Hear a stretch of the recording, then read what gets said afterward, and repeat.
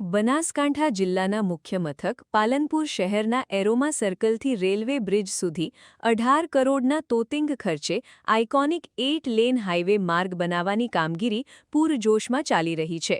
પરંતુ કમનસીબી એ છે કે આ ભવ્ય વિકાસની આડમાં 25થી 30 વર્ષ જૂના અને હજારો લોકોને કાળઝાળ ગરમીમાં શીતળ છાંયડો તેમજ શુદ્ધ હવા આપનારા પવિત્ર વૃક્ષોનો નિર્દયાપૂર્વક ભોગ લેવામાં આવી રહ્યો છે. કોલેજથી લઈને કોઝી સુધીનો આખો માર્ગ જે અગાઉ લીલોછમ રહેતો હતો તે હવે ધોમધકતા તડકામાં ભઠ્ઠીની જેમ ધગધગી રહ્યો છે. કરોડો રૂપિયાના અંધાધૂંધ આંધણ વચ્ચે પર્યાવરણનું સંતુલન જાળવવા માટે તંત્ર પાસે કોઈ જ નક્કર આયોજન ન હોવાથી જનતામાં અનેક સવાલો ઊભા થયા છે. તંત્ર માત્ર પોતાનો રસ્તો સરળ કરવા માટે મૂંગા વૃક્ષોનું બલિદાન આપી રહ્યું હોવાના આક્ષેપ સાથે આક્રોશિત પર્યાવરણ પ્રેમીઓએ નિવાસી અધિક કલેક્ટરને રૂબરૂ મળીને એક ધારદાર આવેદનપત્ર પાઠવ્યું છે અને બાકી બચેલા વૃક્ષોને કોઈપણ ભોગે તાત્કાલિક બચાવવાની ઉગ્ર માંગ કરી છે. આજે અમે પાલનપુર શહેરના જાગૃત નાગરિકો અહીંયા અત્યારે પાલનપુર શહેરના એરોમા સર્કલથી રેલવે ઓવરબ્રિજ સુધી 18 કરોડના ખર્ચે જે આઇકોનિક રોડ બની રહ્યો છે તેમાં જે વૃક્ષોનું નિકંદન થઈ રહ્યું છે તે બાબતે માનનીય કલેક્ટર સાહેબને આજે અમે રજૂઆત કરી. અમારો ઈરાદો કોઈ વિકાસના કામમાં અવરોધ ઊભો કરવાનો નથી. અમારી માગણી માત્ર એટલી જ છે કે આ જે વૃક્ષોનું આડેધડ નિકંદન થઈ રહ્યું છે તે યોગ્ય નથી. કારણ કે વૃક્ષો છે એ વરસાદ લાવવામાં અગત્યની ભૂમિકા ભજવે છે. તંત્ર દ્વારા કહેવામાં આવ્યું હતું કે આ વૃક્ષો રીપ્લાન્ટ કરવામાં આવશે અને 100 વૃક્ષોની સામે 100 વૃક્ષો અમે રીપ્લાન્ટ કરીશું, પણ માત્ર 3-4 વૃક્ષો એમ કે રીપ્લાન્ટ કરી અને આખી વાત સમેટી લીધી છે, એટલે એ વસ્તુ વ્યાજબી નથી. બીજી મહત્ત્વની વાત એ છે કે રીપ્લાન્ટ વૃક્ષો ક્યારે થઈ શકે, થડ ક્યારે રીપ્લાન્ટ ના થઈ શકે.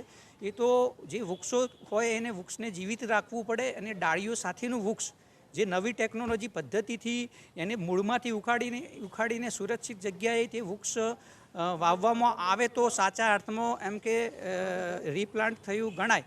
સાથે ઉપરાંત એવું કહેવું છે કે આ રોડ બને એક પાલનપુર શહેરમાં મોરપીંછું ઉમેરવાનું છે, પરંતુ જો વૃક્ષો કાપ્યાની ક્યાં જરૂર હતી, ક્યાં વૃક્ષો નડતરરૂપ નહોતા. તમે વચ્ચે એક વૃક્ષોની આજુબાજુ નાની રેલિંગ બનાવીને વૃક્ષો બચાવી શકતા હતા, પણ 50% વૃક્ષો કપાઈ ગયા છે. જે 50% વૃક્ષોનું જે છે એનું યોગ્ય વૃક્ષોનું એમ કે બચાવ થાય એ રીતે વિકાસ કરવામાં આવે તો લોકોના હિતમાં રહેશે.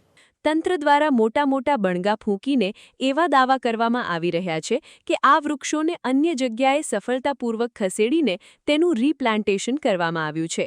પરંતુ આ ખોટા દાવાઓ હવે સરેરામ સવાલોના ઘેરામાં આવી ગયા છે. સ્થાનિક લોકોનો સીધો આક્ષેપ છે કે કાગળ પર લીલોતરી બતાવીને વાસ્તવમાં આખા પાલનપુર શહેરને છાંયડા વગરનું ઉજ્જળ બનાવવાનું પાપ થઈ રહ્યું છે, કારણ કે અત્યાર સુધી ખસેડાયેલા વૃક્ષોમાંથી કેટલા જીવતા રહ્યા તેની કોઈ સત્તાવાર માહિતી તંત્ર જાહેર કરી શક્યું નથી. આ વહીવટી લાપરવાહી અને ભ્રષ્ટ નીતિ સામે હવે જનતાનો પારો 7મા આસમાને પહોંચ્યો છે અને બાકી રહેલી પ્રકૃતિને બચાવવા માટે લોકો રસ્તા પર ઉતરી રહ્યા છે.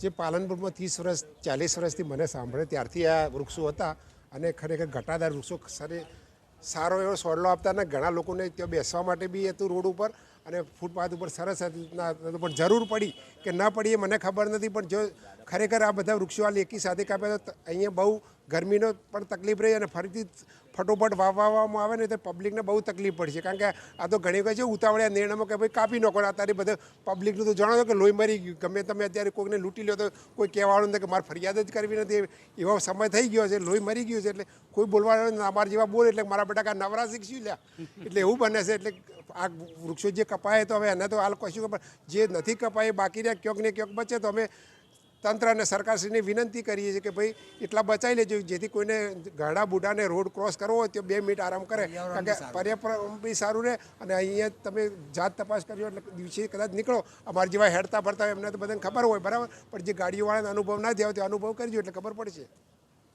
સરકાર એવું કહે છે કે વૃક્ષ વાવો, પણ આ તો વૃક્ષ સરકાર જ કાપી નાખે છે. એટલે પર્યાવરણ બધું સારું રહે નહીં, બરાબર, વરસાદ આવે નહીં, પશુ પક્ષીઓ માટે બી એમને ઝાડ ઉપર જ બેસવાનું હોય. હનુમાન દાદા બંદર કહેવાય પડે, એમને ઝાડ ઉપર જ બેસવાનું હોય. એટલે એ લોકોને બેસવાનું તકલીફ પડે, પબ્લિકને બી તકલીફ પડે. મેન તો પર્યાવરણ જ સારું રહે નહીં બિલકુલ. હવામાન સુધારે, વનસ્પતિ બધી હવામાન સુધારે એ રીતનું છે, પણ આ તો હવામાન બિલકુલ બગડે જ જાય રોજ માટે. એટલે બિલકુલ સમજો વરસાદ બીજો આવે ને પણ પર્યાવરણ બહુ ખરાબ થઈ જાય. આજે કલેક્ટર સાહેબને એ રજૂઆત કરીએ છીએ આપણે કે આ બધું તમે અટકાવ કરો તો સારું એમ. પર્યાવરણ પ્રેમીઓએ તંત્રને આખરી ચેતવણી આપતા સ્પષ્ટ ચિત્ર રજૂ કર્યું છે કે જો બાકી બચેલા વૃક્ષોના સંરક્ષણ માટે તાત્કાલિક યોગ્ય અને વૈજ્ઞાનિક નિર્ણય લેવામાં નહીં આવે તો આવનારા દિવસોમાં સમગ્ર પાલનપુરમાં જન આંદોલનની જ્વાળા ભભૂકી ઉઠશે, કારણ કે શહેરનો વિકાસ હરિયાળીના ભોગે નહીં પણ પ્રકૃતિના સંતુલન સાથે જ થવો જોઈએ તેવી લોકમાંગ હવે પ્રચંડ બની છે. Vinod Sundesha, BK news channel, Palanpur.